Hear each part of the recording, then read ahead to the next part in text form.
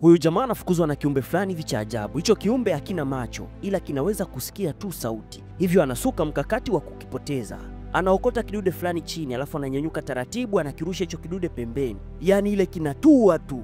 Bonge la mnyama likaibuka. Yaani hadi jamaa kuamini kama hilo mnyama ni kubwa namna hiyo. Basi haraka haraka kukimbia. Maana akizubaa ameisha hivyo. Alafu ana mbwa wake. Unajua wanapokimbia wanakuwa wanapiga kelele. Kwa hiyo ile dude linawafukuzia kwa kasi kwa sababu linasikia kelele zao. Lakini kwa bahati mbaya anajigonga kwenye gogo, anaanguka chini. Kipindi ameanguka anamuona mbwa wake. Sasa huyu mbwa akipiga kelele wote wameisha. Anamuai haraka haraka ili aweze kumtuliza asije akapiga kelele. Anachunguza kama wameonekana, lakini kumbe asichojua hilo limdude liko karibu naye. Yaani linafanya patrol maeneo ya jirani, maana ni kama linahisi wako maeneo hayo. Kumbuka halina macho kabisa, yaani hadi limewasogelea kabisa. Jamani amejitahidi kumfunika mbwa mdomo asije akamponza.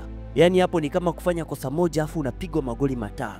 Hakuna mchezo hata kwa bahati mbaya. Kipindi bado amemfunika mbwa mdomo, kuna upepo mkali unakuja. Alafu unapeperusha kitambaa cha jamaa kinaenda kwenye maji. Na mbwa naye kwa vile anamjali sana jamaa, anakifuatilia hicho kitambaa chake. Lakini jamaa anamuita mbwa asikii, na mbwa anaingia kwenye maji. Sasa kwa vile sauti imesikika ya mbwa kuingia kwenye maji, hilo dude linaanza kuja kwa kasi vibaya mno. Sasa kumbe jamaa ana bomu. Hivyo analiweka attention.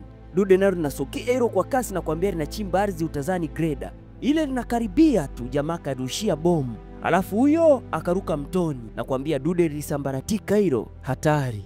Unaambiwa dawa ya tatizo ni kupambana nalo, sio kulikimbia.